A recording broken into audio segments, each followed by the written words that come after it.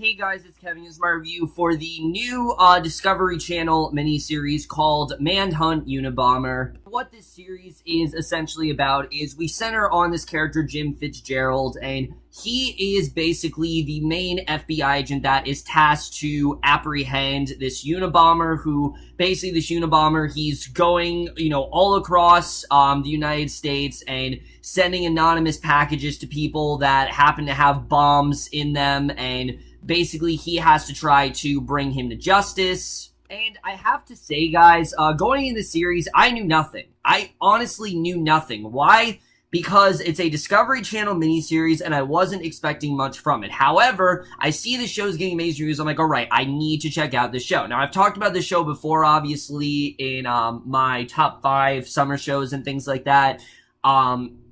But like I said, I didn't really have much expectation going into this. Also, the cast was a bit worrisome. I just didn't really know how this whole thing was going to turn out.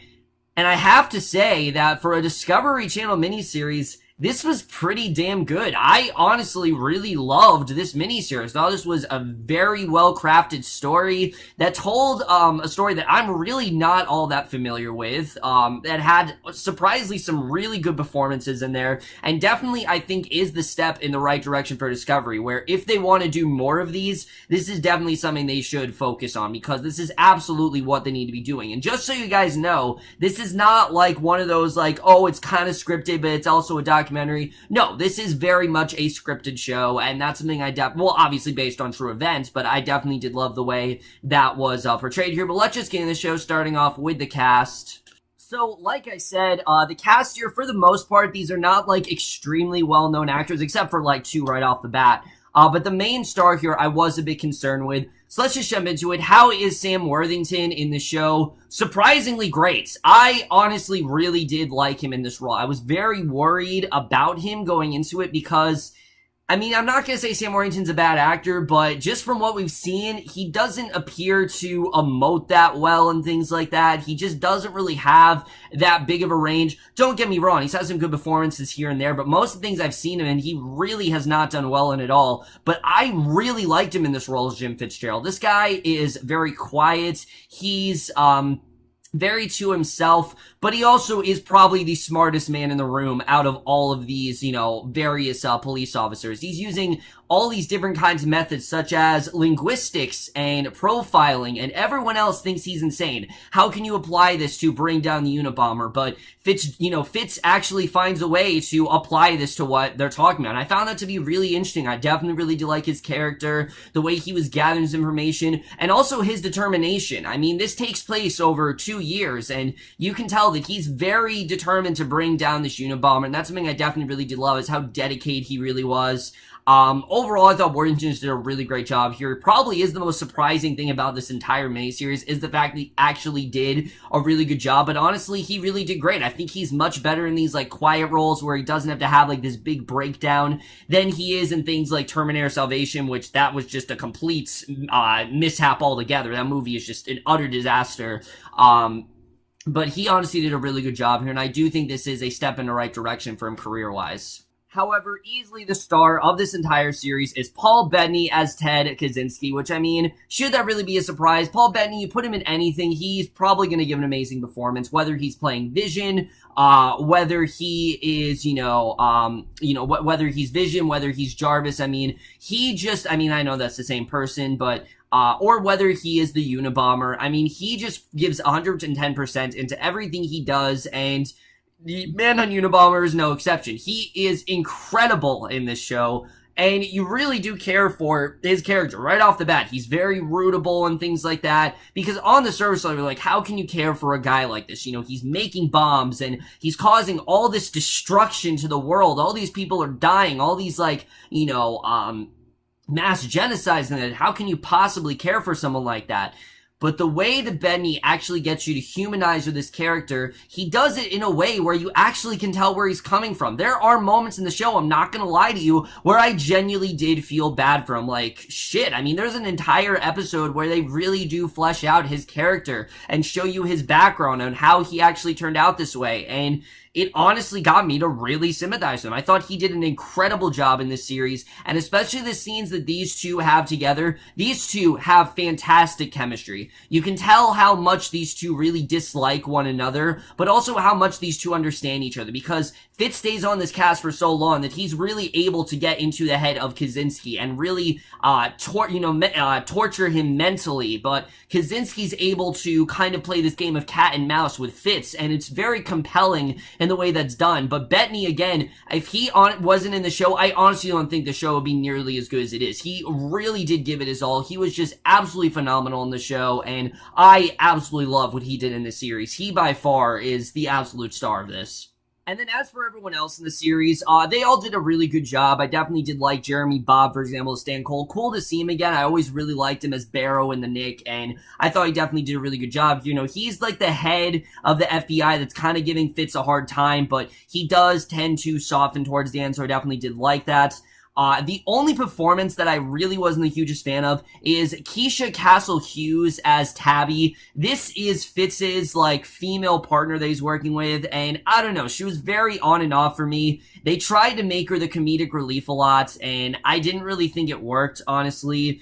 I don't know if it was her performance or if it was the writing, but just something about her just really didn't sit right with me. But everyone was good here. Elizabeth Reaser I really liked. Chris Noth was good. And even some of the smaller performances. Jane Lynch as Janet Reno, for example, was really great. She's got limited screen time, but she really did a great job. And Kaja Erbers as Linda Kaczynski I also really liked. And of course Mark Duplass as David Kaczynski, Ted's brother. I also definitely really did like her. I thought honestly everyone did a really good job. Minus that one performance talked about. I thought everyone else was very well cast, and there really wasn't anyone that I can say really did disappoint me here. So now I do want to get into the directing and the writing, because that's very much something I do want to talk about here. First of all, the directing I think is perfect. I think the show is very well paced. I think it has a very well done tone, and it's very realistic in the way that it's presented. I mean, you can tell that, you know, it's very hard to get this guy because he always seems to be one step ahead of them, and he's done so many things that it's hard to really identify who this actually is, and I thought that was definitely very well done with the way they present things. And there's this very dark, dreary tone throughout it, and I thought it worked very well. I definitely did like the tone that was presented here.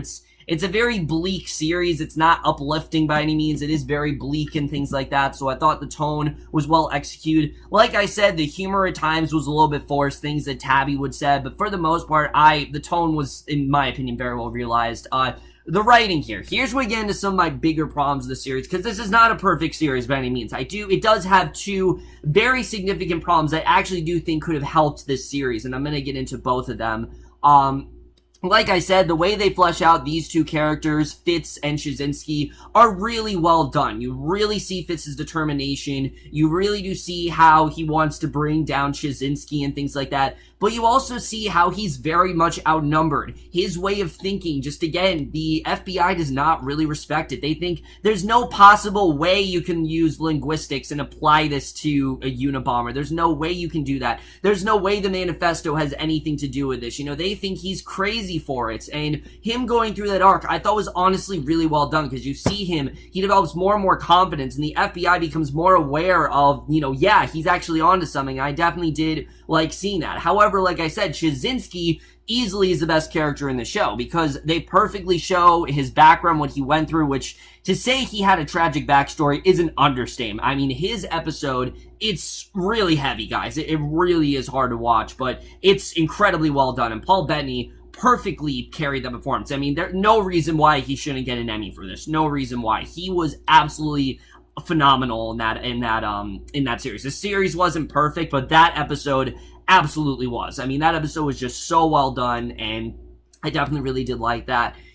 The problem is, none of these other episodes, I think, are as in-depth with the characterization as they are with Kaczynski's episode, because besides Fitz and Kaczynski, the other characters here, I didn't really think were that well realized. And it's not that the actors were bad, well, minus Keisha Castle-Hughes, as I said. It's just that they didn't really do much with them, especially Stan Cole, Frank McAlpine, Don Ackerman. I've said this before. Maybe in real life, they didn't really have much of a life besides they just solved this case. They didn't really have much else going on. But People vs. OJ did such a great job on structuring a narrative that made you not only care for these characters, but understand all their points of view.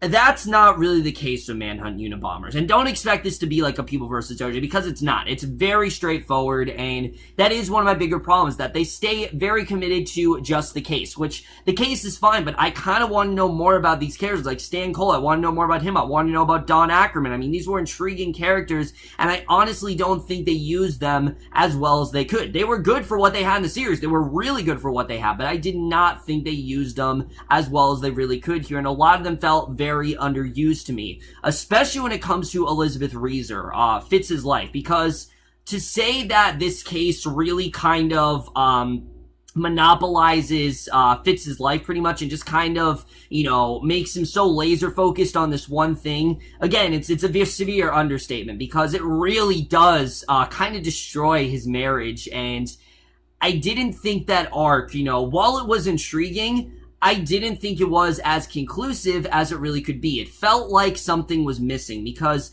we have an episode where 1 second Fitz and Elle, you know, they're married, but then you'll go to the next episode and you don't even see Elle for the rest of the series. It just felt very underwritten to me, and it felt like something they could have maybe focused on just a little bit more. Maybe if they had 10 episodes, they could have done that a little bit more, but they really didn't. They focused more on this girl, Natalie, who is just so boring and uninteresting. I didn't really give a shit about her character. Lynn Collins gave a fine performance, but I didn't care about her character. I felt like she was just there just to create drama in Fitz's life, and anytime there was a scene going on with them, it really took me out of the show, I have to say. So that really didn't work for me at all. The other complaint I did have with this show is that, like I said, we do skip 2 years in this show. And honestly, I think it was a bit of a mistake to do that, because the way the show's constructed is we'll go from 1995, and then suddenly it's 1997, and then eventually reach a point where we get away from the 1995 story because we've seen all we need to see there. But by seeing the 1997 story, we already know that they get the Unabomber. We already know that they put him in jail. We already know that they identify who he is. So it just felt like the suspense and the intrigue was kind of lost. And I understand this is based on a true story, but I just felt like they should have told this in a chronological order. Like, do the 1995 stuff for 5 episodes, and then do the 1997 stuff for the next 5. It just seemed like that would have been the best way to do it, but unfortunately, that's not what they did here. I wish they did that, because I think it would have honestly benefited. Or do, like I said, 4 episodes in 1995, 4 episodes in 1997. You still could have the Ted episode, but it just felt like they kind of, again, it was confusing to tell where we actually were. Like, it was, even though they said 1995 and 1997, it was just hard for me to tell the distinction of, like, what was actually going on and what time period. It was very hard for me to figure that out. Maybe I'm just stupid, but, you know, I think in general they could have really handled that better. Cinematography, however, this is immaculately, you know, the cinematography here is just immaculate. It's amazing to look at. It's very meticulously, you know, it's very meticulously shot, and I think they did a very good job of it. Like I said, especially the Ted episode, there are a lot of shots in that episode that are very well composed, and I was very impressed with the way the cinematography was done here.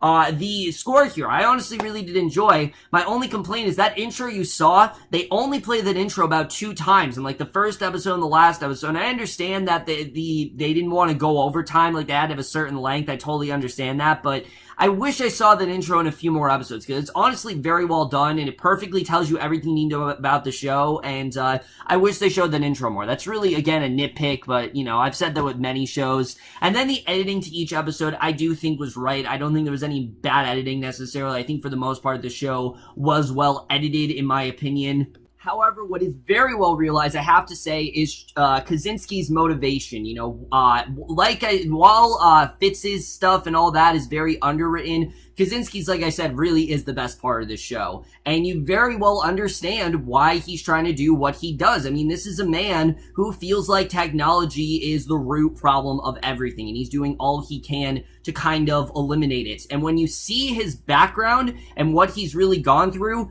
Yeah, it really does make a lot of sense. And don't get me wrong, the series is not condoning what he did in any way, but it's just trying to bring sort of like, you know, some understanding and some realization of why he actually did do it. And I thought it was honestly very well handled. And the juxtaposition between him and his brother, I thought was also very well realized. Even though Mark Duplass, again, not shown as much as he should be, shown more in the second half of the season than I wished he was. I think I wanted to see a lot more of him. Still was very well executed. I thought they handled that very well, and they really did show how different Jasinski was from everyone, and that was definitely one of my favorite elements of the series. But overall, guys, I definitely really did enjoy this series. I really am happy that I did take the time to watch this, because honestly, it did open me up to a lot more stuff. The idea of linguistics, the idea of manifestos. I mean, it's not really things that we think about, or Unabombers. I mean, they are very much out there, and I thought all that stuff was definitely very intriguing. And what we did get, you know, as much as those complaints do, I think, hold back the show a bit, I'm overall satisfied with the show, because what we did get, I was very much compelled by. I watched week to week. It didn't leave me necessarily unsatisfied. It was just, I feel like they could have applied those things that would have made the series even more worth it. But I still recommend you guys absolutely check out the series. I think it is definitely worth your time. And I'm absolutely going to give the first season of Manhunt Unabomber an A-. Go over, guys, when we read this first season of Manhunt Unabomber, and those guys thought of this series overall, left your thoughts in it.